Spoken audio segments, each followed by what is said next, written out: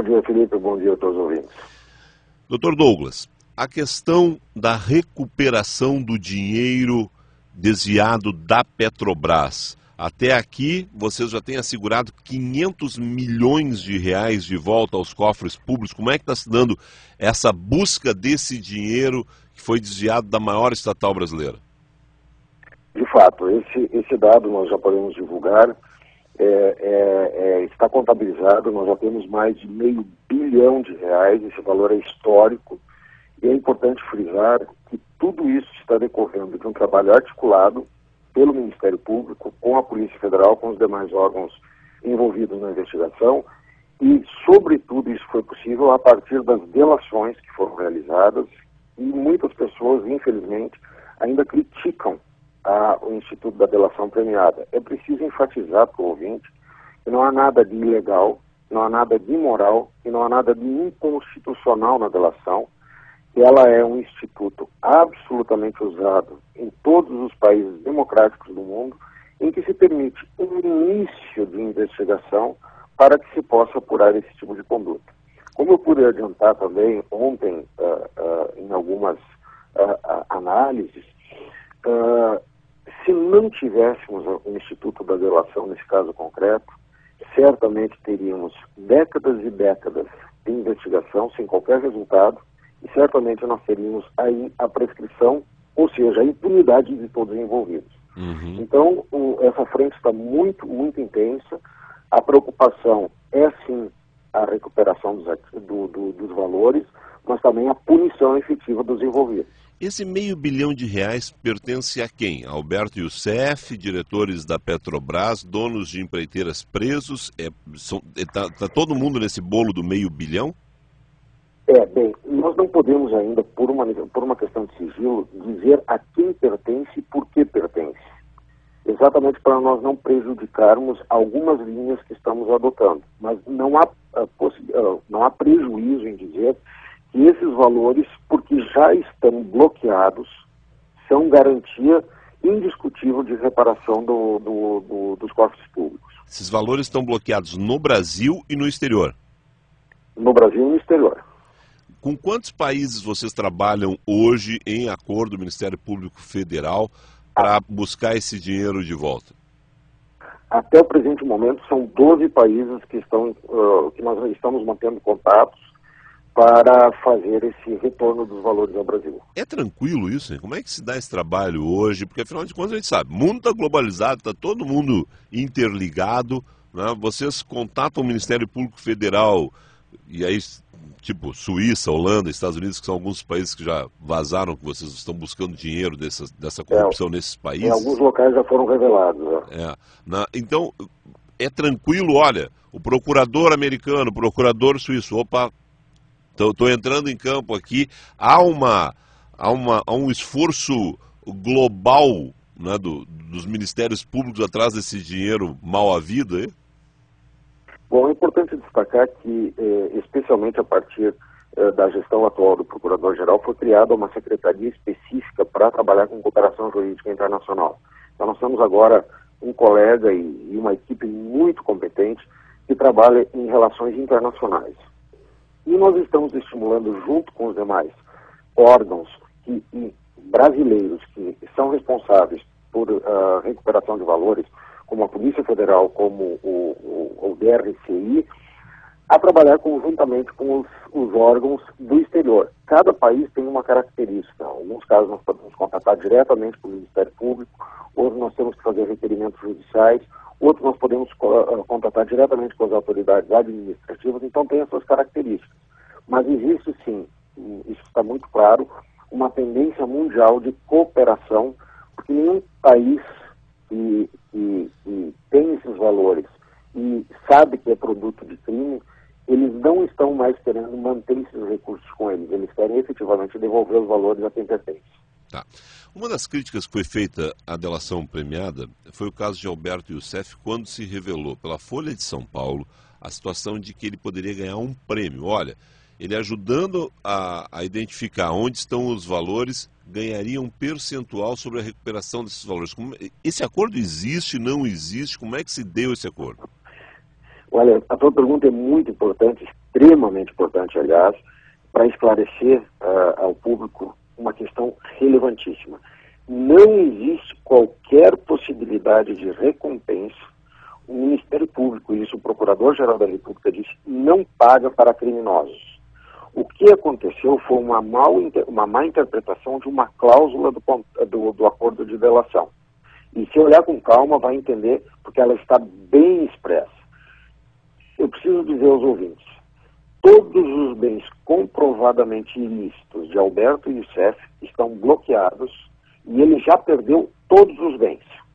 Mesmo se ele descumprir o acordo, ele já perdeu todos os bens que comprovadamente são ilícitos. Quais são os... Nós temos, no caso concreto, 4 imóveis, que são 4 sobrados em mais um terreno no Rio de Janeiro, onde não há nenhuma prova, até aqui, de que aqueles aqueles bens foram adquiridos com as práticas que ele realizou. São bens ilícitos, em princípio. Foi fixada, além da pena privativa de liberdade no acordo dele, foi fixada uma pena de multa extra. Ele deveria pagar uma multa por... Só que ele não tem esses valores em dinheiro. Ele não tem. Então, se ao final ele não nos auxiliar a recuperar mais dinheiro, ele vai perder esses imóveis. Certo. Se ele nos auxiliar a descobrir outros fatos, ele poderá ter um abatimento desta multa que já foi ajustada. Ou seja, assim como nós podemos reduzir a pena de prisão no acordo, nós podemos também reduzir esta pena de multa. Só isso. Ele não terá recompensa. Alguns advogados... Tudo que ele obteve com os crimes, ele já perdeu e isso está assegurado judicialmente porque o acordo foi homologado pelo Supremo Tribunal Federal. Alguns advogados vieram criticar, inclusive, o acordo. O acordo para você está super tranquilo, então não tem problema nenhum, Dr. Douglas Fischer. Nós temos que respeitar a posição dos advogados, paciência, mas o acordo está homologado pelo Supremo Tribunal Federal. Nós estamos tranquilos quanto a isso. Certo. Estamos conversando com o coordenador da Força Tarefa do Ministério Público Federal, Douglas Fischer, procurador da República. Essa questão da delação premiada, abre aspas para, quais são os benefícios, fecha aspas, de alguém que faz uma delação premiada? Afinal de contas, o que Alberto Youssef tem de benefício, o que outras pessoas que optaram pela delação premiada tiveram de benefício? Onde é que eles vão se beneficiar desse instrumento? Veja bem, são, na verdade, 12 delações premiadas que já foram feitas. 12 colaborações. Uma delas é do Alberto Youssef. No caso concreto, agora já ficou público depois da homologação e depois da existência da ação penal contra ele, que está acordado que ele vai cumprir pelo menos 3 anos em regime fechado, podendo chegar a 5 anos. Isso significa que se ele tivesse sido condenado judicialmente, ele teria pego uma pena de pelo menos 18 anos de prisão. Se nós compararmos isso a algumas penas aplicadas recentemente em outro escândalo nacional, nós veremos que o acordo ele foi muito mais gravoso comparativamente, inclusive para uma pessoa que cometeu crimes graves, mas certamente não é a parte central de toda a corrupção. Então, ele era apenas um intermediador entre os envolvidos. O que nós temos aí?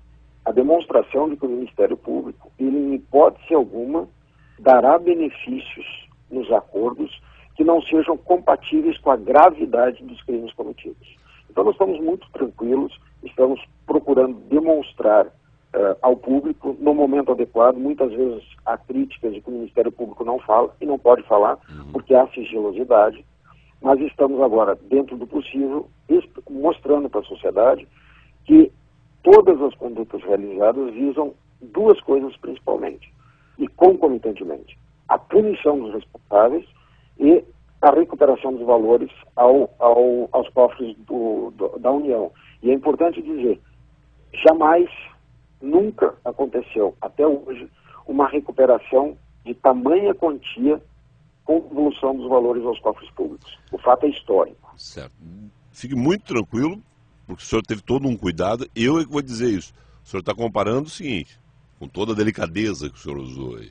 A questão do mensalão. Penas do mensalão foram muito menores e tem gente, inclusive, que já está fora da cadeia, cumprindo regime semiaberto, né? Alberto Youssef vai ficar no mínimo 3 anos fechado, em regime fechado. No mínimo 3 anos. No mínimo 3 anos. Tá bem. Bom, deixa eu seguir aqui numa outra situação. Sobre os políticos, já que eu lembrei do mensalão aqui. Vocês anunciam a semana que vem a relação dos políticos envolvidos, a situação de esperar a troca, né, 1º de fevereiro, do novo Congresso. Alguns políticos, se diz, do atual Congresso que não se reelegeram, estão envolvidos, podem ser citados e podem aí facilitar com isso, não tendo eles o maldito do foro privilegiado, a investigação em outro âmbito, na Justiça Federal e não no Supremo Tribunal Federal. Semana que vem tem uma lista de políticos sendo anunciada? Olha, a posição do Procurador-Geral é muito clara. Ele explicitou isso, inclusive, ontem. A divulgação de nomes de parte do Ministério Público só se dará no momento adequado em que se tiver toda a estratégia traçada em relação a todos os envolvidos. A probabilidade de uma divulgação na semana que vem é muito pouco provável. O que o Ministério Público Federal já fez foi requerer ao Supremo Tribunal Federal, e isto foi acolhido, que ficasse no Supremo Tribunal Federal apenas aqueles que tenham o foro privilegiado no Supremo. Todos os demais envolvidos não ficarão sendo investigados e responsabilizados no âmbito do Supremo.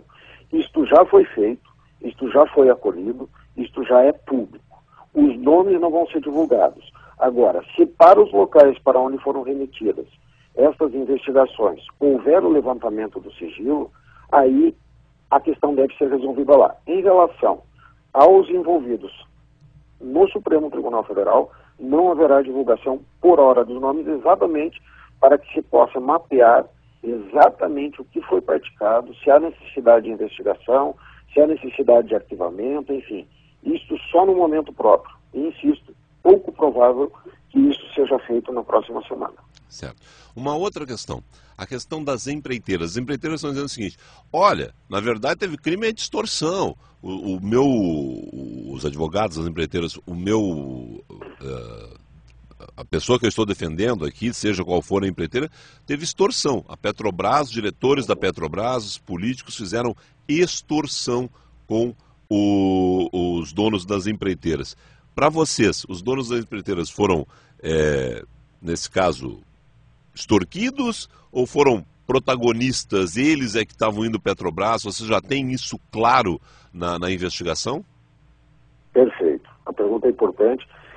Claro que não cabe ao Ministério Público discutir as provas existentes nos autos com a defesa, que tem todo o trabalho importante dela, digamos, por meio de comunicação. Mas diante da tua pergunta, é importante eu explicar. Há provas incontestáveis nos autos, públicas já nessa parte, que havia acordos entre as empreiteiras. Havia um verdadeiro cartel entre as empreiteiras com a Petrobras. Havia acordo entre eles. Se havia prova de acordo, é impossível sustentar que eram vítimas. Elas eram partes fundamentais e integrantes do sistema de corrupção e do sistema de cartel. Nós estamos muito tranquilos quanto a isso. A prova, para nós, é indiscutível. Nós respeitamos a tese da defesa, evidentemente. É um argumento que eles vão utilizar, mas a prova dos autos revela, e até o presente momento, que são provas públicas nessa parte, e podem ser divulgadas por isso, que não havia achaque, havia acordo.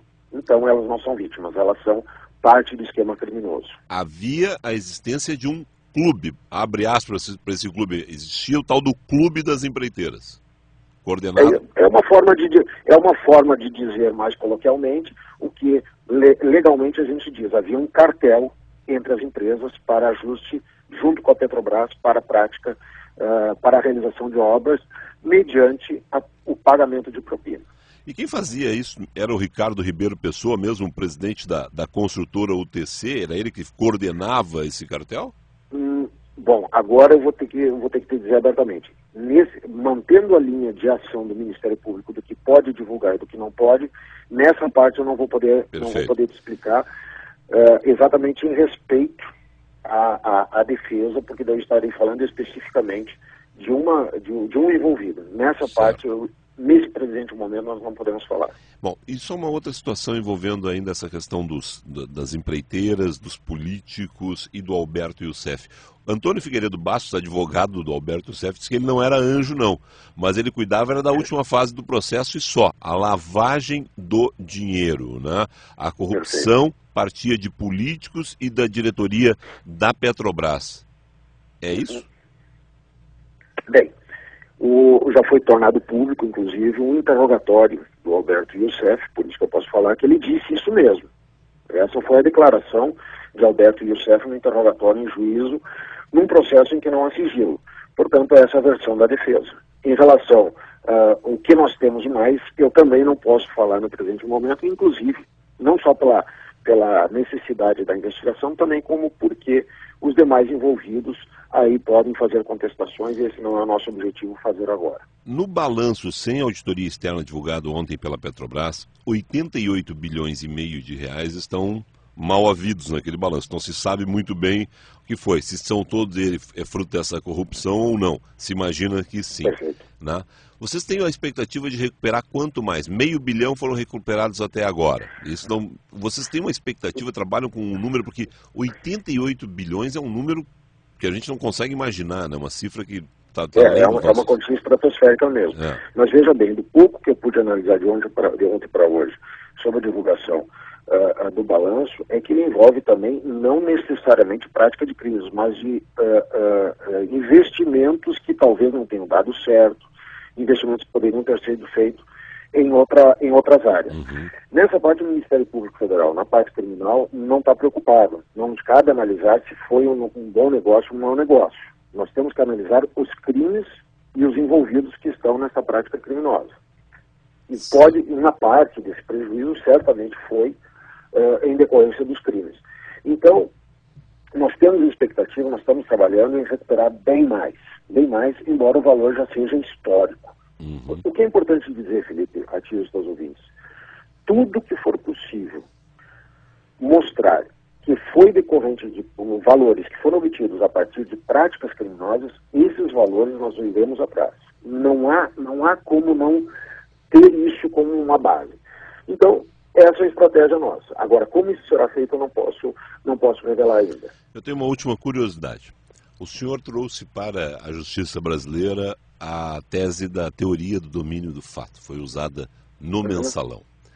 Será usada novamente no Petrolão? Não, na verdade é o seguinte, foi muito mal compreendida essa questão, inclusive eu estive em parte envolvido na teoria, na questão do Mensalão. Enfim, nós não podemos dizer se vai ou não vai ser utilizada a teoria do domínio do fato, até porque tem particularidades dessa teoria. Nós vamos adotar o sistema brasileiro, em que o sistema brasileiro diz o seguinte: a doutrina brasileira, se eu provar que determinada pessoa foi autora do fato, ou foi partícipe do fato, esteve envolvida na prática criminosa, tinha comandos de ação para a prática dos crimes por meio de outras pessoas, essas pessoas podem ser responsabilizadas. Juridicamente, dentro do juridiquês, nós precisamos mostrar o quê? Que o fato foi praticado por determinada pessoa, esta pessoa está ligada ao fato diretamente por uma ação sua ou por uma omissão sua, uma omissão criminosa. É importante deixar muito claro isso. Se isso está provado, haverá a responsabilização. Nós não podemos falar nada disso ainda, porque agora nós estamos fazendo a colheita das provas. A partir da colheita das provas é que o Procurador-Geral vai analisar o que é hipótese de denúncia, o que não é hipótese de denúncia. Então, a teoria do domínio do fato, ela já foi, digamos assim, utilizada para críticas, e que não nos interessa revolver essa discussão agora, porque na nossa concepção, inclusive, o pedido do Procurador-Geral na condenação do Mensalão, ele se baseou exatamente na demonstração de que havia provas de que determinadas pessoas praticaram os fatos. Se houve argumentos no acórdão de que se estava adotando a teoria do domínio do fato, isso foi pela argumentação utilizada por quem decidiu. Mas o Ministério Público não se valeu tecnicamente, da teoria do domínio do fato. Muita gente estranha Maria da Graça Foster, Dilma Rousseff, conselheiros da Petrobras não terem sido citados, investigados, mas não sei se a palavra investigados é certa nesse caso, talvez tenham sido investigados, não tenha vindo a público, mas não tenham sido aí ainda acionados pelo Ministério Público. Eles foram enganados pelos diretores da Petrobras naqueles relatórios? Não podemos adiantar absolutamente nada sobre isso. Absolutamente nada sobre isso. Tá. Uma outra situação. Durante a investigação, durante os depoimentos, surgiram denúncias contra Eletrobras e outras estatais brasileiras. Vocês, tranquilamente, respiraram fundo, deixaram isso para um segundo momento, vão atrás depois, fecha primeiro Petrobras, entrega a Petrobras para o Supremo Tribunal Federal e depois vão atrás desses depoimentos, dessas partes dos depoimentos que colocam outras estatais aí no olho da corrupção, também no centro da corrupção no país? O Ministério Público vai investigar e já está investigando todos os fatos que têm conhecimento que sejam crimes. É isso que eu posso dizer. Tá. E uma última pergunta. Como é que vocês estão resistindo? E essa é um elogio que eu tenho feito aqui ao Ministério Público, ao senhor, que é daqui do Rio Grande do Sul, mas a todo o Ministério Público, né? Há algum tempo atrás, a primeira coisa que os procuradores da República faziam era vir a público, denunciavam. Depois a gente não chegava muito às conclusões. Como é que foi essa decisão de vocês? Olha, tá aqui, esse grupo é fechado, vamos falar super pouco. Eu estou tentando essa entrevista com o senhor há mais de um mês, eu acho, não sei quanto tempo, né? Toda a imprensa está atrás de vocês. A gente sabe disso, vocês estão em todo momento sendo requisitados, mas estão resistindo. Como é que é resistir a isso? Dá um depoimento pessoal. Veja bem, Felipe, a questão é bastante delicada em responder, mas diante da provocação, eu tento te explicar. Cada um tem suas características de falar ou não falar. O Ministério Público, e falo agora, o Procurador-Geral da República tem uma posição muito clara e nós estamos trabalhando no auxílio ao Procurador-Geral da República. O Ministério Público deve falar depois que fez e quando puder falar. Não nos parece, e isso é uma posição pessoal, que o Ministério Público deva falar, eu vou fazer isso. Primeiro se faz, se adota as medidas próprias e depois se demonstra o que foi feito. E nós vimos, isso é uma posição pessoal também, nós vimos que muitas vezes essa divulgação antecipada não parecia mais correta. E a mim não me parece a mais correta, divulgar antecipadamente o que vai ser feito. Tanto por respeito a quem está sendo investigado, como por própria estratégia. Então, nós temos agora essa posição institucional, é uma posição do Procurador-Geral. Claro que todos os membros do Ministério Público têm independência funcional, eles podem falar se quiserem, não há óbice nenhum, mas a orientação, digamos assim, a linha adotada como regra é essa. O Ministério Público fale no momento adequado, em que puder falar, em que puder divulgar aquilo que já foi feito. Veja bem, na entrevista agora que você está vendo, que eu estou podendo conversar contigo, algumas coisas podem ser reveladas, outras não. Então nós não vamos falar. Perfeito. E esse é o objetivo do Ministério Público. Perfeito. Bom, só para iniciar de novo lá, vamos deixar bem claro o início dessa entrevista. Nunca, para fazer uma frase do ex-presidente Luiz Inácio Lula da Silva, nunca antes nesse país, R$500 bilhão foram recuperados e tem mais para recuperar, e isso foi possível através do instrumento da delação premiada. É isso? Exatamente. Nós só conseguimos esse resultado até aqui, especialmente por conta das colaborações realizadas. E eu acho que é importante dizer mais uma coisa aqui. Eu vi críticas, eu devo respeitar, mas eu posso contestar. Eu vi críticas e manifestações no sentido de que o Ministério Público estava utilizando de prisões para conseguir as delações. Isto não procede, o Ministério Público não concorda com esse tipo de procedimento, e um dado, das 12 colaborações realizadas, 2 réus, ou melhor, 2 envolvidos estavam presos e agora apenas um.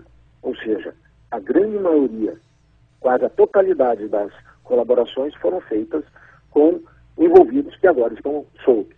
O Ministério Público, é importante deixar dito expressamente para os ouvintes, para a comunidade, para a sociedade, que o Ministério Público somente obtém colaboração de quem quer colaborar. Não utilizará qualquer meio de coerção, especialmente a prisão, para ter a colaboração de pessoas. A colaboração é espontânea, colabora quem quiser. E poderá ter aí sim os benefícios decorrentes da lei. Isso é muito importante explicar. E dentro disso, é o seguinte, as provas são tão robustas que alguns dos homens mais ricos desse país, donos de empreiteiras, diretores de empreiteiras, executivos de empreiteiras, estão presos. Grandes bancas de direito do Brasil estão trabalhando para tirar eles da prisão e não estão conseguindo. Vocês estão conseguindo manter eles presos. Quer dizer, as provas são robustas mesmo. E, veja bem, a prisão foi pedida de quem foi entendido que tinha fundamentos para a prisão. Os pedidos de prisão não foi em relação a todos os envolvidos, mas em relação àqueles que tinham necessidade. E isso está sendo submetido ao judiciário, as defesas estão realizando o papel delas, mas o Ministério Público está bastante convicto, bastante tranquilo, de que aqueles casos em que pediu prisão é porque tem a necessidade da prisão. Douglas Fischer, procurador da República, coordenador da Força Tarefa da Lava Jato. Obrigado ao senhor aí, um excelente dia de trabalho. Eu espero conversar mais com o senhor, podendo fazer perguntas aí que a gente obtenha a resposta, mas a gente não quer atrapalhar de forma alguma. Nós estamos todos nós aqui torcendo para que vocês mantenham esse pessoal na cadeia e consigam recuperar parte desse dinheiro desviado da Petrobras, ainda em quantia maior. Já recuperaram $500 milhão, mas em quantia cada vez maior. Sucesso para vocês aí. Estamos na torcida, não tenho vergonha nenhuma de dizer, estamos torcendo pelo Ministério Público nessa situação toda aí. Agradeço a oportunidade e nós do Ministério Público estamos fazendo só aquilo que nos foi dado a nossa atribuição, que é defender o interesse da coletividade. E certamente hoje aqui em Brasília, muito trabalho pela frente, chove muito aqui em Brasília no presente momento, mas vamos ao batente, temos bastante coisa para fazer. Um bom dia a ti e aos teus ouvintes aí. E oportunamente, sempre que possível, claro, nós estamos à disposição.